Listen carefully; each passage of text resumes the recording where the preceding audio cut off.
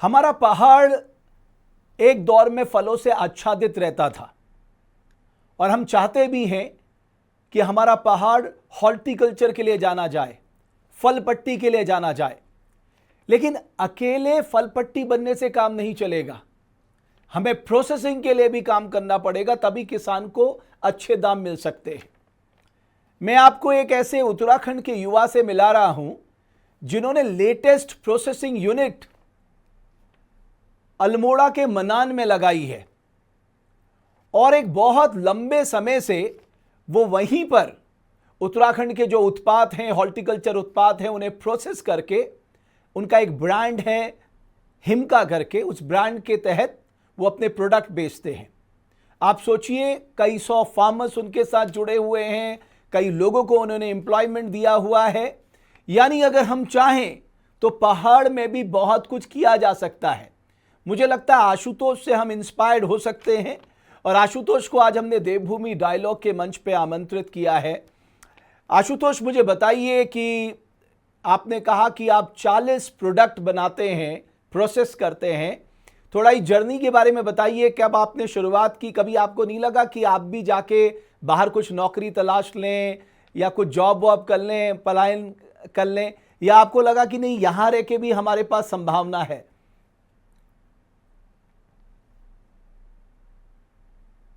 Team को बहुत बहुत धन्यवाद, आपने हमें इस प्लेटफॉर्म पर बोलने का मौका दिया। सर, कभी सोचा, और मैंने तो नहीं सोचा था कि मैं कभी इसमें करूंगा, लेकिन ये परिस्थितियां बनी कि जब मैंने देखा कि ये जो यूनिट है ये 1987 में मेरे फादर ने स्टैब्लिश करी थी जी। वो एक टीचर थे, लेकिन बहुत विजनरी पर्सन थे। उन्होंने देखा कि पहाड़ में फल पट्टियां तो बहुत सारी विकसित हो रही हैं, पर कोई ऐसी इनकी प्रोसेसिंग नहीं है, क्योंकि यहाँ पर जो फल था लगातार, क्योंकि उनकी मार्केटिंग प्रॉब्लम थी और वो यहाँ पर जो है लगातार बर्बाद होते, फल पट्टी में सड़ जाते थे। तो उन्होंने सोचा कि क्यों ना कि इसके लिए कुछ ऐसा एक माध्यम खोजा जाए जिससे फल बर्बाद ना हो और आराम से इनका प्रोसेसिंग हो सके। तो उन्होंने 1987 में एक छोटी सी यूनिट लगाई, हिमालय प्रोडक्ट करके, जिसका हिम का ब्रांड है। और पथरिया मनान में एक छोटी से पूंजी से उन्होंने इस काम को शुरू करा और लगातार उन्होंने अपने साथ काश्तकारों को जोड़ा और वहाँ पे लोकल लोग जो फल का काम करते थे, तो प्रोसेसिंग में सारी चीजें उन्होंने करी। और धीरे धीरे, क्योंकि क्वालिटी अच्छी थी, पहाड़ के फल अच्छी क्वालिटी के थे और लोगों को अच्छी चीजें मिलने लगी, तो धीरे धीरे ब्रांड हमारा विकसित हो गया। तो जब उन्होंने काफी 20-25 साल तक इस काम को किया, तो जब मैंने अपनी एजुकेशन पूरी की तो उसके बाद मैंने सोचा कि क्यों ना इसी काम को आगे बढ़ाया जाए, क्योंकि मैं देख रहा था लगातार स्थितियां पहाड़ से पलायन की ओर थी।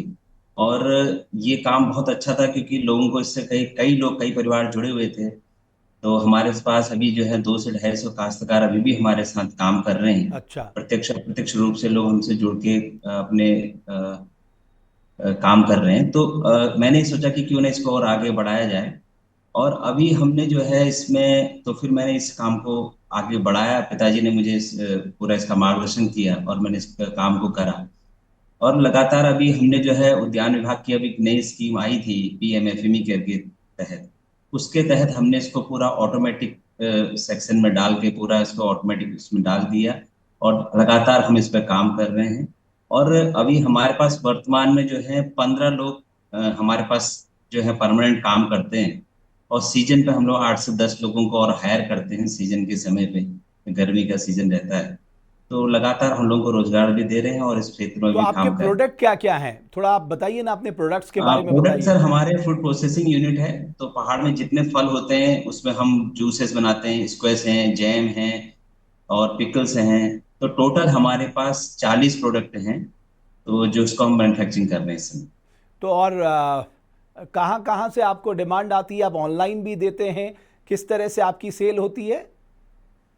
देखिए, हमारी ऑफलाइन और ऑनलाइन दोनों तरीके से हम लोग सेल करते हैं।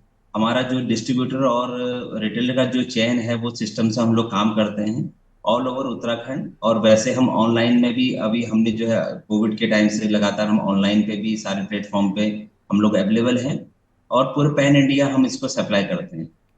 तो अभी हम लोग क्योंकि जहाँ जहाँ हमारे प्रोडक्ट जाते हैं वहां से अच्छी हमारी डिमांड है, और कई हम लोग 5 स्टार होटल्स भी हमारा जो टाइप है उनको भी हम लोग सप्लाई करते हैं।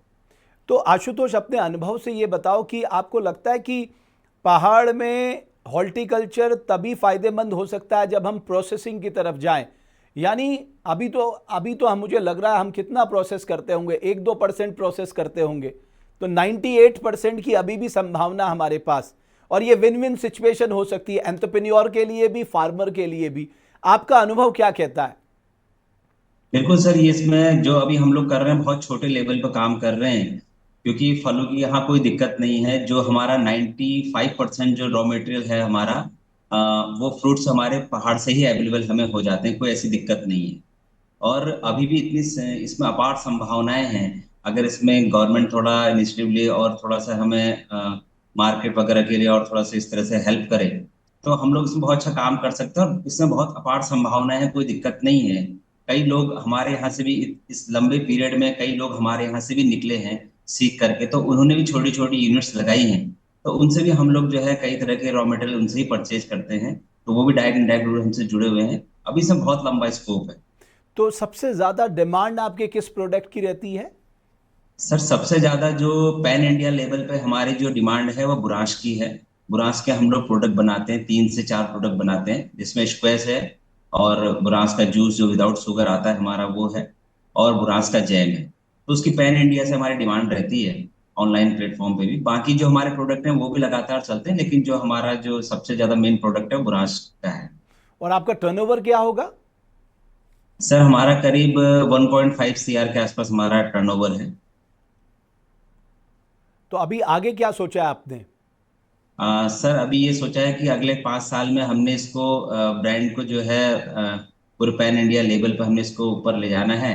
और अगर गवर्नमेंट से हमें कुछ इस तरह की मिलती हैं, अगर डिपार्टमेंट उद्यान विभाग हमें कुछ हेल्प करता है, तो इसमें कई संभावनाएं, हमारे पास अनुभव भी है, और कई ऐसे क्षेत्र हैं जिनमें हम अच्छा कर सकते हैं। और हम लोग लगातार नए प्रोडक्ट पे भी R&D करते रहते हैं कि कैसे हम लोग इसको कर सकें। तो सारा लैब वगैरह हमारे पास सब कुछ स्टैब्लिश्ड है।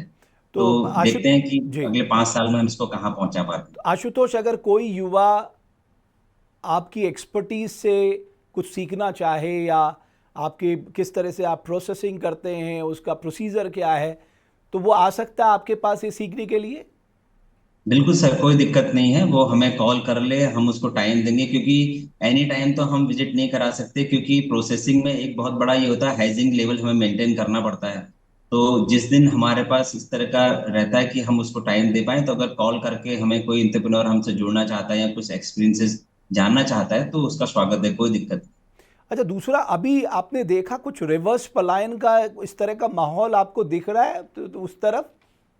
सर रिवर्स पलायन में बहुत ज्यादा तो ऐसा कुछ हुआ नहीं है। जो लोग कुछ अन्य काम कर रहे हैं वो तो जोड़ सकते हैं, लेकिन उद्यान से रिलेटेड या कोई भी ऐसे हॉर्टिकल्चर से रिलेटेड जो हमारे कृषि से रिलेटेड जो चीजें हैं, उनमें लोगों ने कोई खास ऐसा रिवर्स पलायन नहीं हुआ है।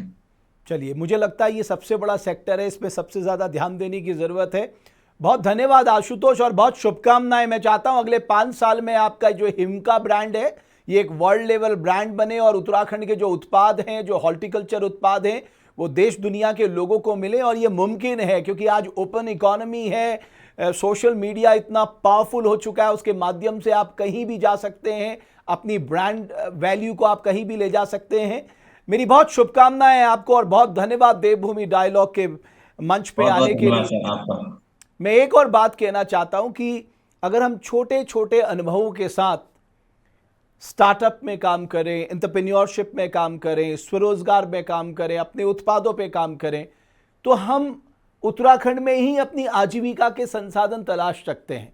बशर्ते है हमें इस दिशा पे लगातार काम करने की ज़रूरत है। हम छोटी छोटी नौकरियों के लिए बाहर ना जाएं, हम थोड़ा सोचें, थोड़ा विचार करें, और हम यहाँ क्या कर सकते हैं इस पे हमें ज़्यादा ध्यान देने की ज़रूरत है। बहुत बहुत धन्यवाद आप सभी दर्शकों का हमारी इस खास पेशकश को देखने के लिए।